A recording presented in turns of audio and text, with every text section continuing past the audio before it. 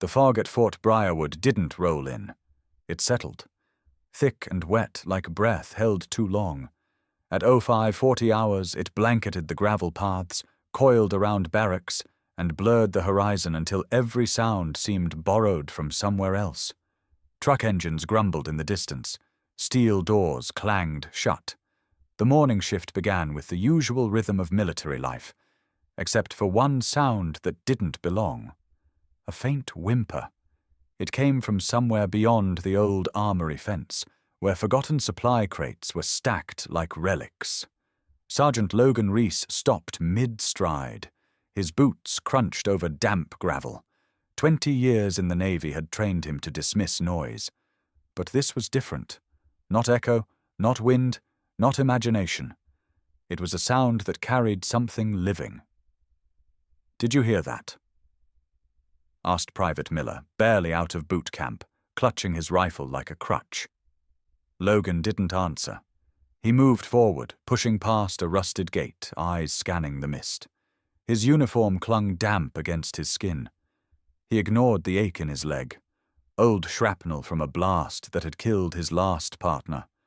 A blast he still heard in his dreams. The whimper came again. Then a scratch, something desperate. Logan knelt beside an old crate stamped, "Training gear, inactive." The wood was split and darkened by moisture. He reached for the latch. "Sir, it might be an animal," Miller whispered. "Could be rabid." "I've seen rabid. This isn't that." Logan replied quietly. He pried the lid open. The crate groaned, hinges half-rotted. Inside, curled in a torn towel and shivering, was a German shepherd pup. No collar, wet fur plastered to a tiny frame. The dog didn't growl, didn't cower, it spoke. Not words but sounds, layered, rhythmic. A warble that shifted into a rising growl, then a short yip. Not pain, not fear. It sounded more like frustration, like the pup had been trying to say something and nobody had listened. "What the hell?" Miller muttered, stepping back. The pup's eyes were wide, amber, startling, almost defiant. It locked eyes with Logan, then let out another noise. Not a bark, not a howl, a rumble. Like a throat clearing, followed by a soft chirp. Then silence. The crate had gone still. But inside Logan's chest, something cracked. It was too cold for a dog to survive out here. And yet, it had. Alone. He reached in, wrapped the trembling body in his field jacket. "Easy," he whispered. The dog shivered once, then pressed its face into Logan's chest. A tiny sound vibrated through the jacket, a low hum, oddly steady. "Sounds like he's talking," Miller said. Logan looked down. The pup tilted its head, then let out a sharp bark. Not aggressive, more like a protest. "You got a lot to say for someone your size," Logan murmured. The fog thickened behind them. Trucks rumbled closer. The day was beginning. Logan stood, pup in his arms, and turned back toward base. They entered the intake tent 30 minutes later. The smell of antiseptic and coffee clashed in the air. Lieutenant Dr. Maya Lin stood beside a table, gloves already on. She raised a brow as Logan stepped in, soaked to the bone, holding what looked like a soggy squirrel in a jacket. "You missed check-in," she said. "Found this near the decommissioned range." He replied, placing the pup gently on the table. Maya was brisk, detached, until the dog lifted its head and made a low, vibrating sound that seemed to vibrate the metal under its paws. It paused, then yipped, then rumbled again. Maya frowned. "That's not typical. He's expressive. Understatement." She scanned its vitals, checked paws, spine, reflexes. No trauma. Decent weight. About 8 weeks old. Then came the kicker. The dog mimicked the tone of the beeping heart monitor beside it. Not perfectly, but damn close. Maya froze. "Did he just—" "Yeah," Logan said. "He's been doing that since I opened the crate." She pulled out a tablet and hit record. The pup responded with a string of sounds: growl, yip, grunt, chirp. A loop of noises that carried the unmistakable rhythm of intention. Someone trained him? No tag, no chip, Maya said. And that crate's been there since the storm 2 weeks ago. Maya crouched, her voice softer now.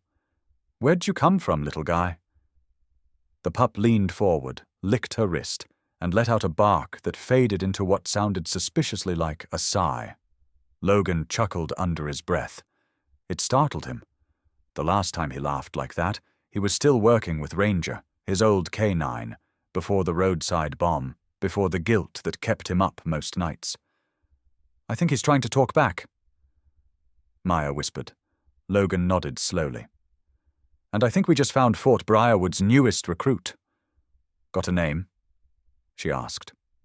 Logan hesitated, then smiled. Echo. The pup let out a bark. 2 short, 1 long, almost like approval. And in that moment, with the fog still clinging to the windows, something shifted in the air of Fort Briarwood, not just because a lost dog had been found, but because he had something to say. And someone was finally listening. Echo didn't sleep much that first night. He didn't bark either.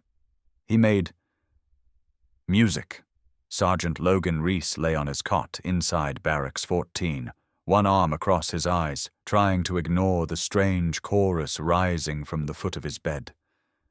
The pup, curled into a worn wool blanket, made a rolling series of sounds, somewhere between a sigh and a hum, followed by what sounded like a soft murmur. It wasn't noise for the sake of noise. There was rhythm, repetition, like a conversation he was having with the darkness. Logan glanced over. Echo's eyes were closed, but his ears flicked with each shift in the air. His tail twitched once, then settled. Another low hum, rising into a strange, almost chirp. Then stillness. Logan didn't say a word, and for the first time in years, the night didn't feel hollow. He drifted off. No dreams, no bombs, just breath and warmth and the quiet insistence of a creature refusing to be silent. By morning, the barracks smelled faintly of machine oil and black coffee. Logan rolled out of bed, bones cracking like old hinges. He checked the time. He'd overslept by 11 minutes. Echo was already up, sitting near the door like he owned the damn building. Tail still. Head high. Logan muttered, "You gonna tell Command I was late?" Echo replied with 2 short barks and a grunt. Logan stared at him. That was sarcasm, wasn't it? The pup let out a quick burst of sounds, chirp, yip, growl, then sat back down. Logan wasn't sure whether to laugh or salute. Outside, the air was thick with dew. Drills were already echoing across the training yard. Logan carried Echo under one arm toward the medical building. The pup didn't squirm, didn't whine, just observed, alert, making small noises that sounded suspiciously like commentary. Inside the clinic, Dr. Maya Lin was already waiting, clipboard in hand. Her lab coat hung open over her camo fatigues, and her long black braid was tied in a clean loop against her spine. Her face was unreadable, as always, sharp, composed. But her eyes softened when she saw the dog. He slept. He talked. Logan said. Maya raised a brow.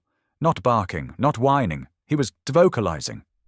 She crouched, let Echo sniff her hand, then gently began her examination.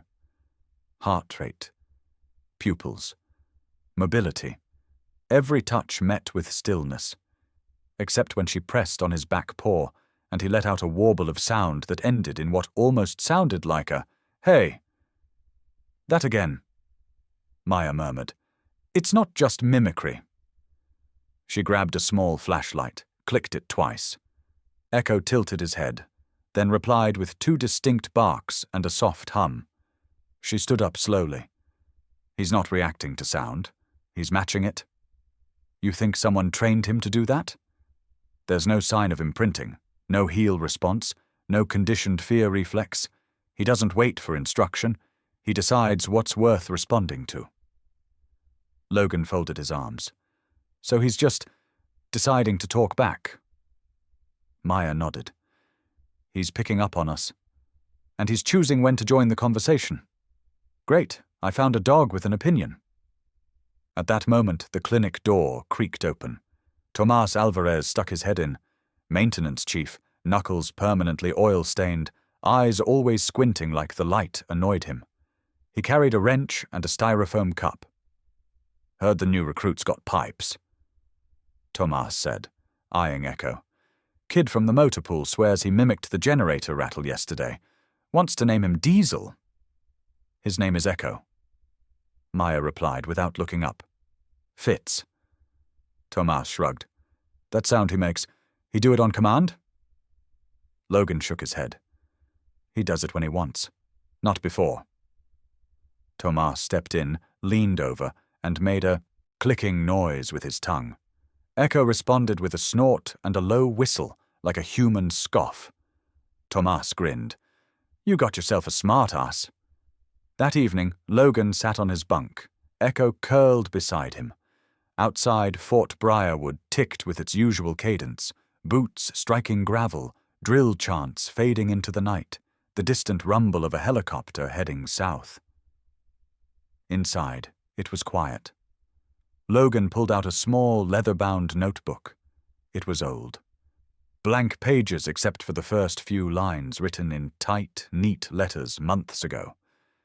Day 1, assigned to 2nd K9 Unit, Ranger healthy, training begins. Then, 4 pages later.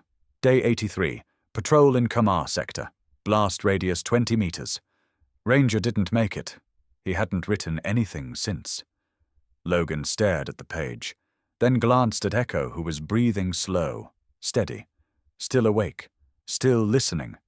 He clicked his pen. The sound echoed in the room. Echo lifted his head and made a low sound that trailed into a pitch-perfect imitation of the pen click. Logan smiled, a real one this time. Then wrote, Day 1212. Echo doesn't obey. He listens, then answers. Later, as lights dimmed and quiet fell over the base, Echo crawled closer and pressed his muzzle against Logan's boot. He gave a soft sigh. Logan leaned back, hand resting on the dog's side. Why do I feel like you've been waiting for me? He whispered. Echo didn't reply with a bark, just a low, rising sound, like a song unfinished. And once again, Logan slept.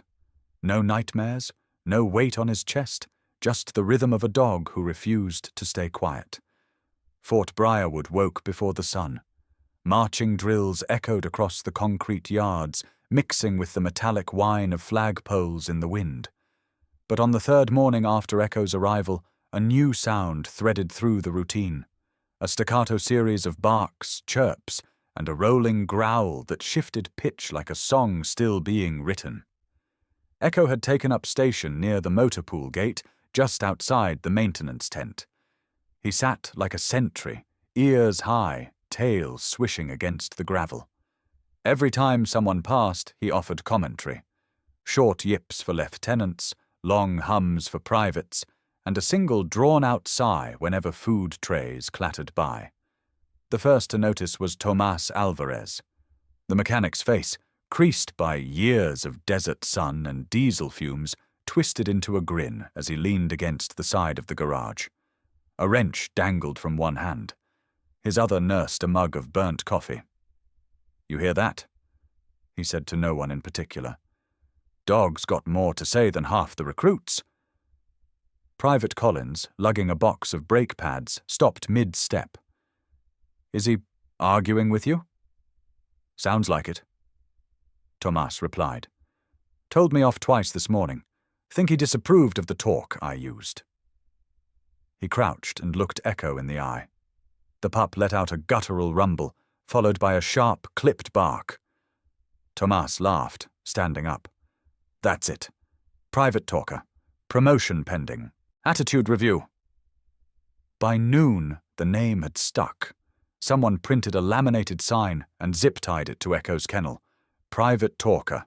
No clearance, all opinions. Echo promptly chewed off one corner, then sat beside it as if proudly owning the label. Within days, Marines began adjusting their paths to pass by the kennel. Some brought old tennis balls, others just stood to listen. One staff sergeant swore Echo barked in sync with his cadence count. Another claimed the dog mimicked the armory door's squeal. Rumors flew faster than paperwork ever had. Logan Reese watched the circus unfold from a quiet bench outside the commissary. He didn't join in the jokes. He just watched. Echo had become something no one expected on a base like this. A reason to pause. That afternoon, Maya Lynn stepped out of the clinic, her ponytail catching the wind. She found Logan beside the motor pool, one boot resting on a toolbox, Echo curled near his feet.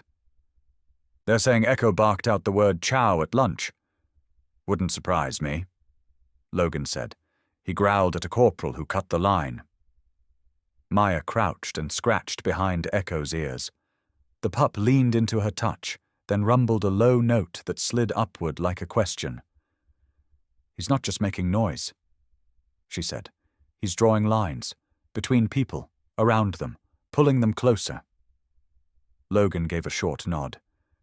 He knows when someone's not okay. He makes them acknowledge it. "Not a bad skill," she said, "especially here." Not everyone was charmed. Captain Conrad Hale stood in the observation deck above the main quad, arms folded behind his back. Tall, lean, and rigid as a statue, he surveyed the growing crowd outside the motor pool with a frown carved from granite. Hale had commanded Fort Briarwood for 6 years. His uniform was always pressed, his speech clipped. Emotions to him were inefficiency. He tolerated morale, but distrusted sentiment. He turned to the corporal beside him. "What is that dog doing out of kennel rotation?" "Sergeant Reese filed temporary training exemption, sir. Dr. Lynn approved it for behavioral observation. And now he's performing for the platoon like a circus mutt." "No misconduct reported, sir. Just enthusiasm." Hale's jaw tightened. "Enthusiasm doesn't win battles. Focus does." He descended the stairs moments later, the air around him colder than the breeze. When he reached the edge of the crowd, laughter dwindled. Logan spotted him first. Echo, too. The pup stood, tail still, ears alert. His head tilted. The murmuring stopped. Captain Hale stepped into the circle. "Sergeant." "Sir." "This is not a therapy unit. This is a military base." "Understood, sir." Hale's eyes dropped to Echo. The dog stared back, completely silent for once. "You've made this animal the center of attention." Logan didn't flinch. "I didn't make him anything. He did that himself."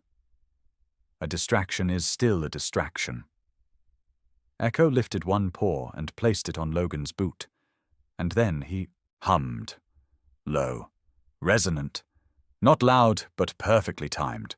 One note, then 2 shorter ones, the same pattern from earlier in the week, like a call, a challenge. The men nearby held their breath. Hale stared at the pup, unmoved, then turned. "Keep the animal contained, Sergeant. This base runs on discipline, not charm." As he walked away, someone muttered under their breath, "Guess the captain forgot what it's like to smile." Logan crouched beside Echo. The pup was still watching the spot where Hale had stood. Then he let out a short bark, sharp and singular, like a period on a sentence. Logan smirked. "That's going to cost us some push-ups." That night, Echo didn't sleep by the cot. He paced the barracks slowly, stopping every so often to make soft vocalizations towards the windows. It wasn't restlessness. It felt more like scanning, listening to the quiet, filling it when it got too loud. Logan scribbled in his notebook. Day 4. He doesn't speak for fun. He speaks when the air goes tense, like he's arguing with silence. Outside, the wind rustled the flag overhead. The stars blinked above Fort Briarwood. Inside, the base's strangest new recruit hummed softly to himself, as if reminding the night it wasn't allowed to win. Not while he was on watch. The morning sun at Fort Briarwood came down hard, scattering dust across the training field. Logan stood in the middle of it, sleeves rolled, boots digging into the dirt. Around him, the air trembled with shouted orders, the clatter of rifles, and the rhythmic slam of boots against the ground. It was Echo's first official training test. The pup sat obediently at Logan's side, tail brushing the gravel, eyes fixed on him. The other handlers had brought their canines too, sleek Belgian Malinois, muscular shepherds, all trained to perfection. The base commander wanted to see if the talking dog was anything more than a gimmick. Maya Lin stood nearby, clipboard in hand, trying to look objective. But her foot tapped with nervous energy. She didn't like how many eyes were on them, or how cold Captain Hale's stare felt from across the field. "Sergeant Reese!" Hale called, voice cutting through the air. "Proceed when ready." Logan inhaled. "All right, Echo, sit." Echo didn't move. His ears twitched. His gaze didn't waver from Logan's face. "Sit," Logan repeated, firmer this time. The other handlers watched in silence. Echo tilted his head, then made a low sound, part growl, part whine, something layered with tone. It almost resembled a word. Maya frowned. "He's not ignoring you," she murmured. "He's reading you." Logan didn't hear her. His voice hardened. "Echo, heel!" Echo stood, but instead of stepping into position, he circled him slowly, like he was studying the man more than the command. He let out another sound, soft at first, then rising into a pitch that made Logan's chest tighten. It wasn't random. It was familiar. Maya took a cautious step forward. "What's he doing?" Logan's jaw clenched. "He's repeating something." "Something from you?" Echo gave a sharp, two-tone bark, followed by a faint rumble that made Logan freeze. That sound, the rhythm, the tempo, it hit like a slap. A memory slammed back, vivid and cruel. He was back in Comma 5 years ago. Dust storm cutting visibility to nothing. Ranger, his old K9, at his side, panting hard, waiting for the signal. The explosion site had been quiet too long, too clean. Logan had given the order to move in. Ranger had obeyed instantly. Always did. The IED detonated before the second step. Ranger's bark was the last thing he heard before the blast swallowed everything. On the training field, Logan's breath hitched. His hands trembled. Echo sat down in front of him now, ears low, whining softly, mimicking the same tone Ranger used to make before patrol. A sound of readiness, loyalty, and fear. Maya noticed his face pale. "Logan," she said gently, "call it off." He didn't respond. His eyes were locked on the dog, but they were seeing ghosts. Echo moved closer and let out a sound, a perfect echo of the word go. The crowd stirred. Some laughed nervously, others looked unsettled, but Logan heard it differently. It wasn't a trick, it wasn't mimicry, it was memory, replayed through a creature who somehow carried it. He knelt down, voice barely above a whisper. "You don't understand what that word cost me." Echo pressed his forehead against Logan's knee. Then came another noise, a steady hum, the kind Maya had recorded before, but this time softer, almost consoling. It wasn't command or defiance, it was forgiveness. The silence that followed was heavy. Captain Hale finally broke it. "Sergeant Reese, your animal is unresponsive to basic instruction." Maya stepped forward. "He's responding, Captain, just not to the commands you expect. Echo's emotional receptors are hypersensitive. He mirrors tone, stress, heartbeat. He's responding to Sergeant Reese's hesitation, not his words." Hale's eyes narrowed. You're telling me this dog refuses discipline because his handler is sentimental? I'm telling you, Maya replied. He feels what his handler won't say. Hale didn't answer. He turned on his heel and walked off, shaking his head. The other handlers dispersed, muttering. Logan remained kneeling in the dirt, one hand resting on Echo's fur. His pulse was slowing, the weight on his chest easing just enough to breathe. Guess you're not here to follow orders, huh? He said softly. Echo blinked up at him and let out a slow, rolling sound, like wind through a canyon. That night, Logan sat outside the barracks, moonlight stretching across the tarmac. Maya joined him, 2 mugs of coffee in hand. Echo lay between them, head resting on his paws. You froze out there, Maya said. Her tone wasn't judgment, just fact. He nodded. I gave a bad order once, cost a life, a good one. Echo knows, she said quietly. How could he? Because you're still carrying it, and he doesn't let things stay buried. Logan stared into the dark. Echo's ears flicked at the faint hum of the night generators. Then he made that sound again, the hum, the low note that seemed to vibrate with feeling. Maya smiled faintly. He's talking to you again. Logan exhaled. Yeah, and for the first time I think I should start listening. Echo lifted his head, let out a single soft bark, then rested again, as if satisfied. In the stillness, Logan whispered to himself the words he hadn't said in years. I'm sorry, Ranger. And from the ground beside him came an answering hum, so gentle and sure it felt like the past forgiving the present. Echo's eyes stayed open until Logan finally closed his. Late afternoon at Fort Briarwood brought with it the strange hum of heat over metal and the dry crack of gunfire across the West Range. The sun clung low, casting a golden sheen over the gravel, painting long shadows from the wire fencing and watchtowers. Logan stood with Echo near the edge of the training perimeter, close enough to hear the drills, far enough not to interfere. The other canine teams had completed their rounds and cleared the field. Echo wasn't scheduled for an exercise. Logan had just brought him out to stretch. He didn't expect the dog to sing. It started with a volley of rifle fire, 3 bursts in measured rhythm. Echo's ears twitched. He sat down, then tilted his head and let out a sound, a low, vibrating hum that climbed in tone with each shot. The second round came. Echo responded again, but this time it wasn't just a hum. It was a cascade. A rising series of notes, whine to growl to chirp, that echoed the pacing of the gunfire. Logan stiffened. Echo, what are you doing? The dog didn't look at him. His eyes were locked on the source of the sound, body still, ears up. The third volley rang out.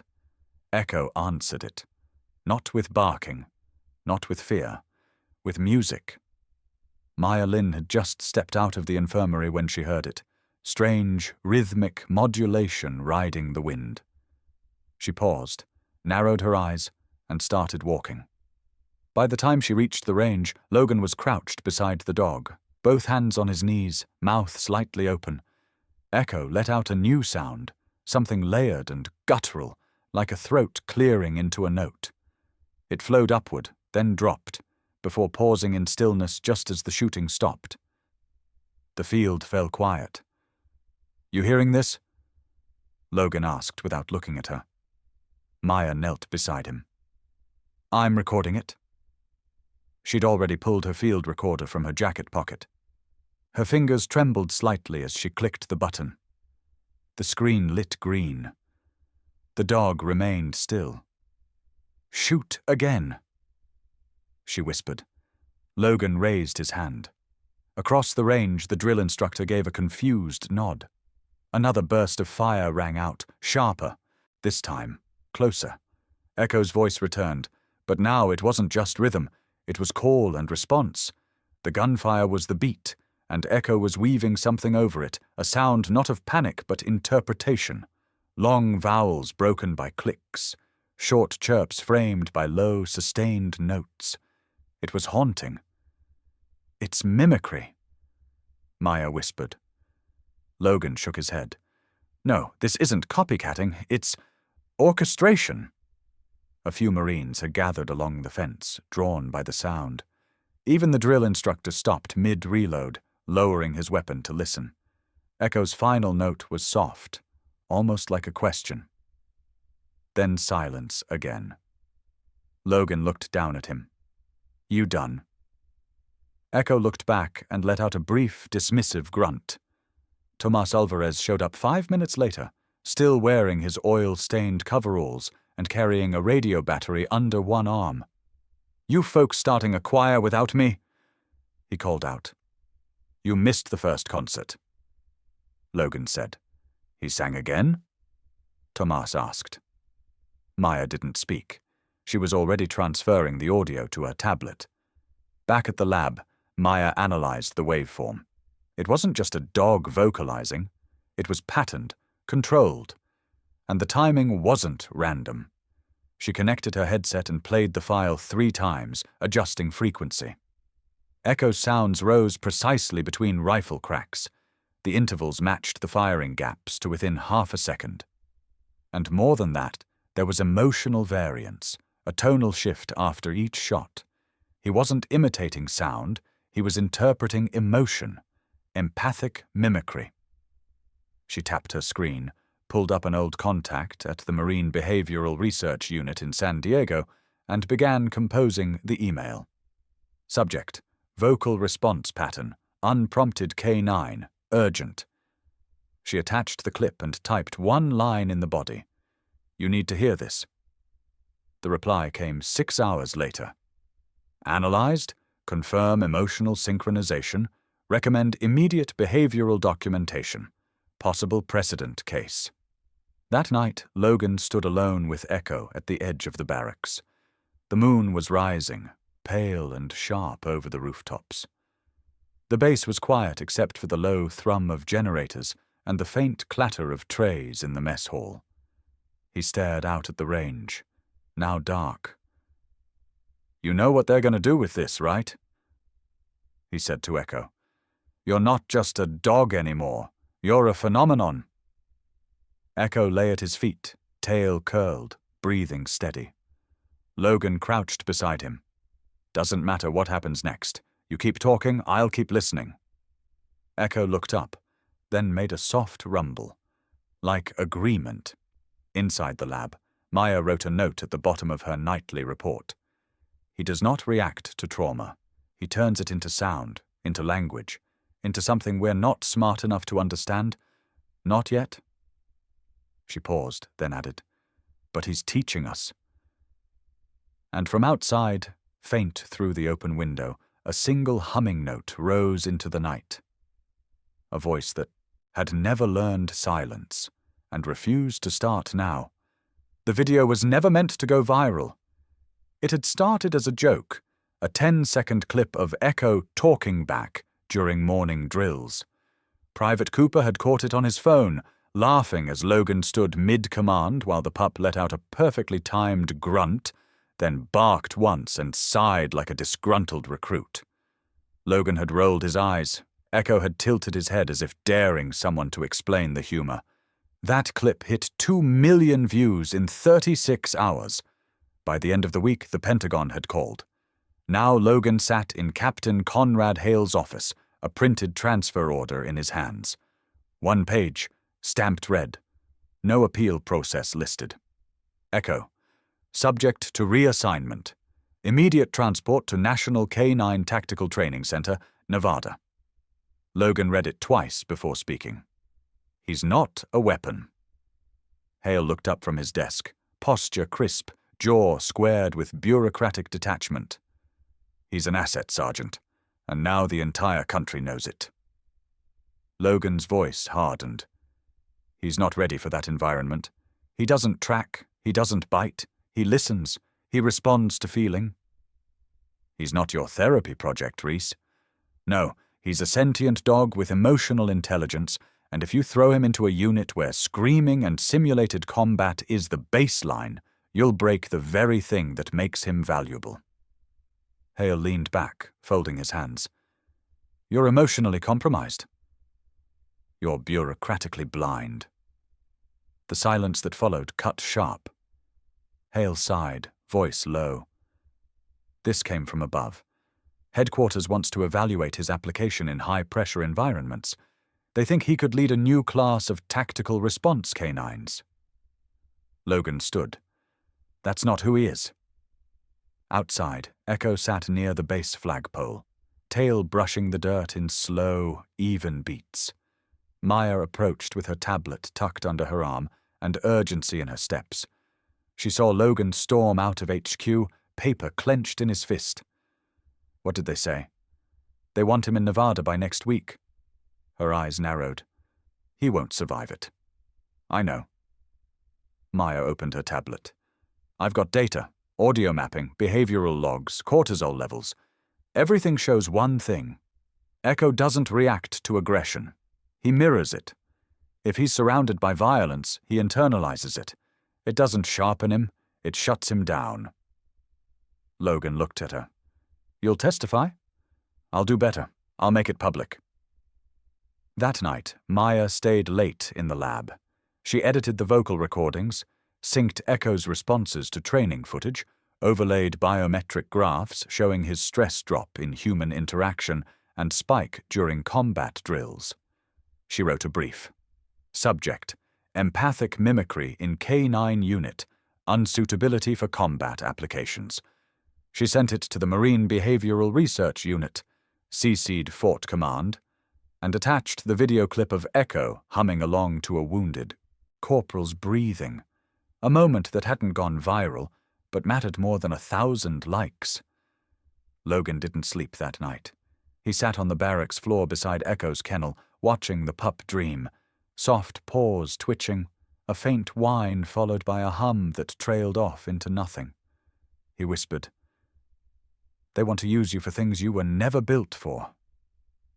Echo stirred, head resting on Logan's knee. Then, without opening his eyes, he let out a sound. Low, drawn, like a song winding itself back into silence. Across the base, others were stirring too. Tomas Alvarez heard the news over mess hall rumors. He walked out mid-breakfast, grease still on his hands. They're shipping out a dog who talks people back from the edge? He asked no one, then looked at Logan. This place will go quiet in all the wrong ways. Maya's report reached San Diego by noon. Within 4 hours, a researcher from the Naval Trauma Recovery Division called back. He asked to speak to Maya directly. Your subject isn't just responsive. The voice on the line said. He's therapeutic. We've never seen a K9 show auditory bonding patterns at this level. We need him here. Maya replied. I agree. But the chain of command didn't bend easy. By the end of the next day, Hale had posted Echo's departure time, Thursday, 0700. Maya requested an emergency review board. Denied. Logan filed a temporary stay of reassignment. Ignored. Tomas tried pulling maintenance codes to disable the transport crate. Logan stopped him. Barely. That evening, Logan sat again beside Echo, running a hand through the thick fur between the pup's ears. You changed more around here than most full birds ever do, he said. Echo replied with a soft chirp, followed by a low growl that shifted pitch twice, almost like a question. Logan smiled. Yeah, I don't know what we're going to do either. From the doorway, Maya spoke. There might be one last way. Logan looked up. She held her phone in the air. Someone from the Department of Veteran Care called. They saw the clip, read the report. They're considering an alternative proposal. Not for Nevada. For a civilian partnership. Healing deployments. PTSD therapy. Logan stood slowly. That's real? It's not approved, but it's being heard. He looked down at Echo, who stared back with those amber eyes full of questions too big for language. We buy time, Logan said. We make noise. Maya nodded. And let him keep doing what he does best. That night, she uploaded a new clip. It wasn't flashy. No edits, no trending audio. Just Echo, curled beside a young Marine trembling after a panic episode, making low, steady sounds that rose and fell like breath. She titled it, "The Dog Who Speaks in Feelings." In the morning, there were 18,000 shares. By midday, over 200,000. And somewhere in Washington, someone important paused, scrolling just long enough to feel something. Something that sounded like hope. And maybe, just maybe, that would be enough to shift the next command. The base changed. Not all at once, and not in ways command could log on a clipboard. But it changed. Echo, who once filled mornings with his strange melodies and lunchtime with barks timed like punchlines, had gone quiet. He still followed Logan, still wagged his tail for the children who visited with the chaplain, but his voice had dimmed. His humming faded into silence. The vocalizations that once lit the air with emotion had slowed to a few soft sighs.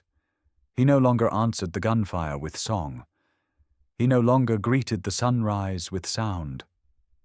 The kennel where Echo slept now bore silent witness to something heavier. A small pile had begun to gather outside the gate.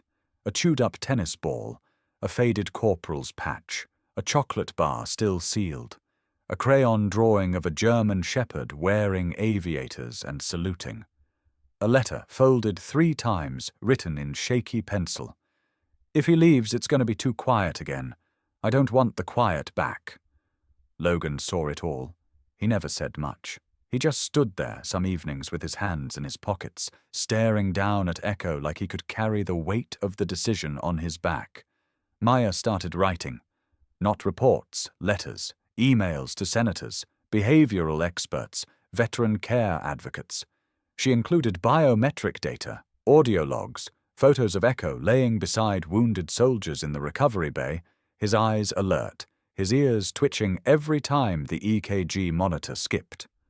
She titled the campaign, "Let Him Stay Where He Heals." She printed every response, supportive, skeptical, bureaucratic, and pinned them on the whiteboard beside her desk, a growing wall of noise in a room where one voice mattered most. Echo remained silent. Tomas Alvarez, never one for speeches, started muttering a little louder when officers passed. "Heard Echo got more tactical empathy than any full bird on base." "He ever barked someone into a panic attack? No? Must be better trained than half the brass." And finally, one morning, he walked into HQ with a wrench in one hand and a petition in the other. 53 signatures. Half the platoon. Cook staff. 2 mechanics. And one janitor who couldn't spell therapy but wrote, "Let the good dog stay." Captain Conrad Hale didn't comment, didn't say a word. But that afternoon he stood alone at the edge of the motor pool, arms behind his back, staring at Echo's kennel. Inside, Echo didn't move. He lay curled in the corner, eyes open, but distant. Logan approached slowly. "Evening, sir." Hale didn't respond at first. Then he said, "He's not vocal anymore." "No, sir." "Did you train him to stop?" "No, sir. I think he's grieving." Hale turned to him. "Dogs don't grieve." "With respect," Logan said.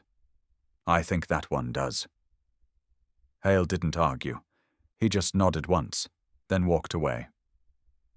Later that night, the captain sat, alone in his office. Fluorescent light buzzed softly overhead. The file on his desk was thick.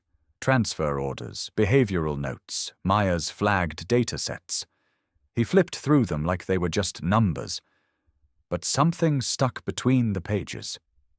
A letter, printed in smudged ink, addressed to Fort Briarwood, forwarded from a military newsletter inbox. It read, "Dear whoever watches the dog, my name is Jake. I am 9. My dad was in the army and he died. My mom showed me the video of the dog who talks. When he makes those sounds, I feel like I can hear my dad. like he's saying it's okay, that he's still here. Please don't stop the dog from talking. I think he brought my dad's voice back. Love, Jake, Dallas, Texas. Captain Hale read it twice. Then he set the paper down, leaned back in his chair, and closed his eyes. Outside, the night rolled in quiet and slow. Logan sat on the concrete by Echo's kennel. Maya joined him with 2 cups of coffee. He's still not talking, she said. He's listening, though, Logan replied. You can feel it. Maya glanced at the pile of mementos beside the gate. It had grown. Someone had even left an old harmonica. Another added a photo of their squad.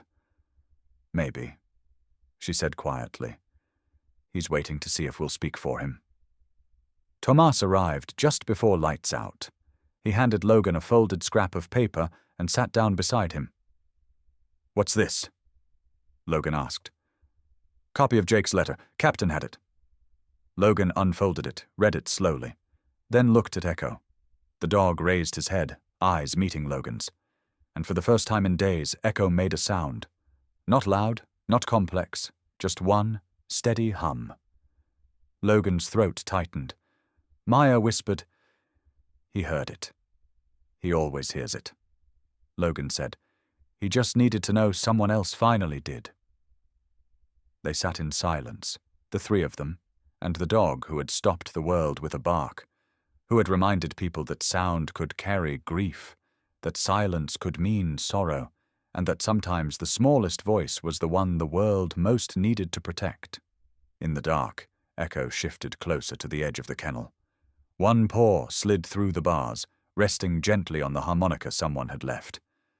And without meaning to, he let out a note, a low, warbling tune, like the wind remembering a song, like someone somewhere whispering back, I'm still here.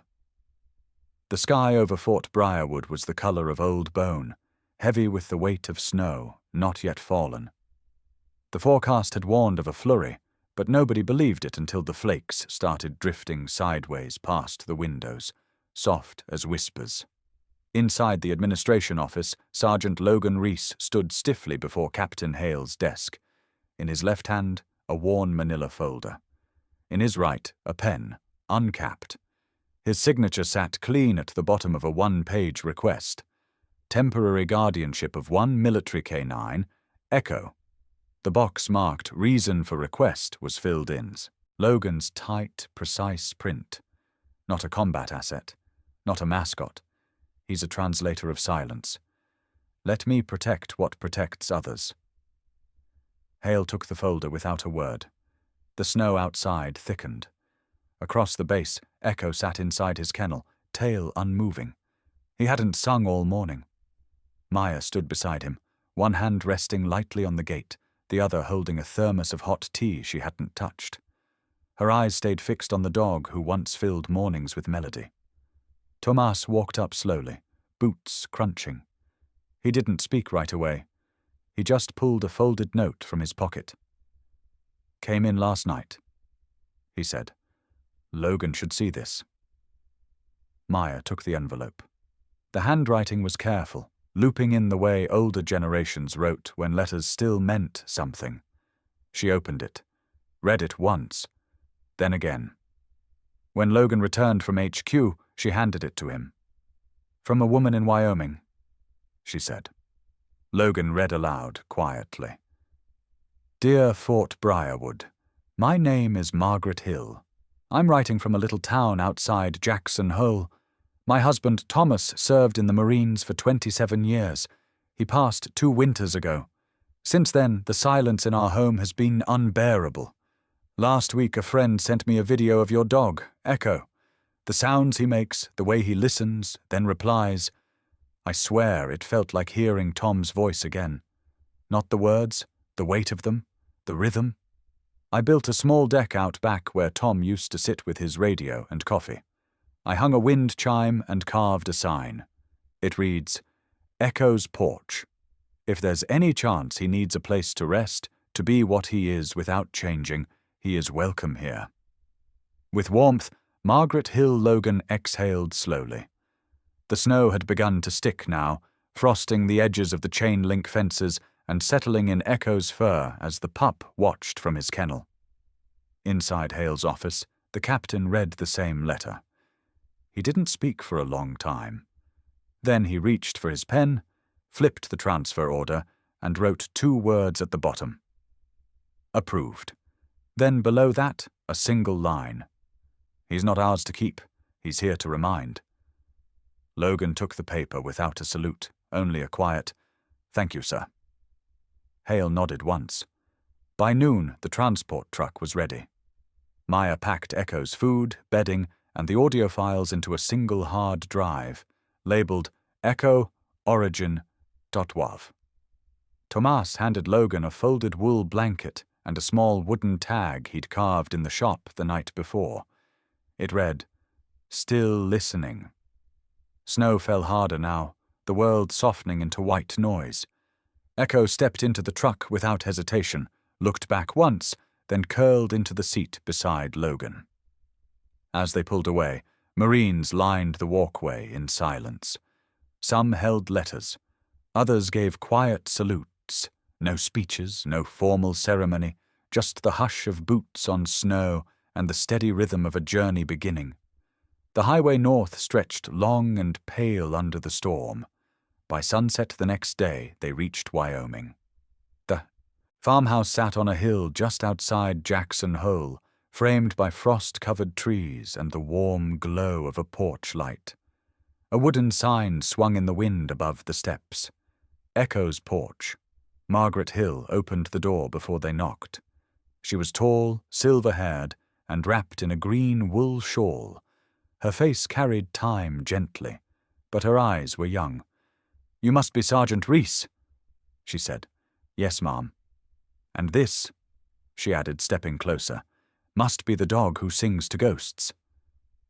Echo didn't bark. He stepped forward, slow but sure, and rested his head gently against her knee. Margaret froze, hand hovering above his fur, then lowered it slowly. "You sound like him," she whispered, "but you feel like peace." Inside, the fire crackled, and a kettle whistled softly on the stove. Logan stayed only long enough to help unpack Echo's things. The house was small, filled with books, framed medals, and the scent of cinnamon and pine. Before he left, Margaret turned to him and said, "You brought him home?" Logan blinked. "It doesn't feel like goodbye, just a transfer of trust." Echo sat beside her now, already curled on the rug, tail twitching, eyes half closed. Logan stepped onto the porch. The snow had slowed. From inside, he heard it, just faintly, the low hum that once filled an entire base with wonder. A note, then another, a slow, rolling tone, like a lullaby sung by memory itself. He looked back once. Echo lifted his head. And in that moment, under a silver Wyoming sky, Logan whispered, "Thank you, soldier." The door closed behind him with a soft click. And inside, where the past met the present, Echo sang his new home into warmth. 3 winters passed, and the porch no longer creaked alone. The farmhouse outside Jackson Hole had become something else entirely, a place whispered about in veterans' forums, bookmarked by grief counselors, and visited by those whose wounds had no visible shape. The hand-carved sign out front still read, "Echo's Porch," but everyone called it something simpler now, the camp. It began with Margaret and a single idea, that a voice, once lost, could come back through 4 pores and a stubborn hum. Now, every morning, children lined the front porch, some from foster homes, others who had lost parents in war. They sat cross-legged in coats too big, with mittens swinging from their sleeves. And Echo, older now, his muzzle kissed with grey, would sit at the top step like a sentinel of softness. He'd wait for the flag to rise. The old radio inside would crackle to life, playing the national anthem at 7 a.m., sharp, same as the base used to. And right on cue, Echo would sing. It wasn't a bark. It was never a howl. It was that strange cadence he had made his own, low, rumbling vibrations rolling into melody, each note timed not to music, but to the breathing of the children listening, like he was matching their pulse, their ache, their wonder. Then came the laughter, then the questions. "Miss Margaret, why does Echo hum when I'm sad?" "Because he hears it before you even say it." "Does he speak English?" "No, honey, he speaks everything else." Inside, the rooms had been converted. One became a library of letters from families of the fallen. One held cots and blankets for visiting veterans. Another had a board covered with Polaroids, smiling kids, tired soldiers, and Echo in all of them. Always watching, always near. Margaret, now 71, wore her silver hair in a long braid down her back. Her hands were slower, but still steady. She walked with a slight lean, but no one noticed. Because when she sat down on the porch steps beside Echo and began reading from one of her husband's old journals, the whole world quieted to listen. The video started casually, just a few clips recorded on an old phone. Echo humming during flag ceremonies. Echo laying beside a boy with night terrors, his soft growl sinking to the boy's heartbeat. Echo resting his paw on a folded uniform while taps played in the background. Margaret uploaded them to a page titled Echo Remembers. The first video hit 1 million views in a week. The second, he doesn't bark for food, he barks for belonging, made the evening news. Soon donations began arriving, books, blankets, handwritten cards. One from a girl in Iowa said, "If I ever forget my dad's voice, can I borrow Echo's?" Maya Lin, now Director of Behavioral Therapy for the Marine Corps' Canine Division, consulted from afar. She helped train visiting dogs to recognize emotional rhythms, but she always said the same thing. There's only one Echo. Every few months a package would arrive at the farmhouse. Always from Arizona, always sealed tight. Inside would be a new leash, a marine patch, or a handwritten letter. Margaret kept them all in a box labeled From the Desert. Logan's last letter read, "He taught me that silence isn't strength. Listening is. I used to think I led him, but really he led me. Not with force, with sound, with stillness, with knowing when not to speak, and when to hum loud enough that someone who's hurting realizes they're not alone." Echo never forgot. Every time Margaret would open a letter, he'd lift his head and give one soft note, like a memory surfacing. The most recent visitor was a young corporal named James. He had come from Virginia with his little sister in tow, a girl who hadn't spoken since their father's funeral. Margaret let them stay a week. By the third day, the girl was reading a book aloud to Echo. By the fifth, Echo barked once during her story. By the sixth, she laughed and told him he was a bad listener. Margaret wrote it down in the porch logbook. Echo's song worked again. That night, as the wind howled outside and the snow began falling quietly over the roof, Margaret sat beside Echo by the fire. He had curled into the same spot he always did. Half rug, half memory. She looked at him and said softly, "You gave them their voices back." Echo didn't respond immediately. Then he let out a hum that rose gently, then dipped, softening into silence like a lullaby that never quite ended. And far away, at a desk lit by a single lamp in Arizona, Logan Reese paused mid-sentence in a letter he was writing. He looked up, then smiled without knowing why.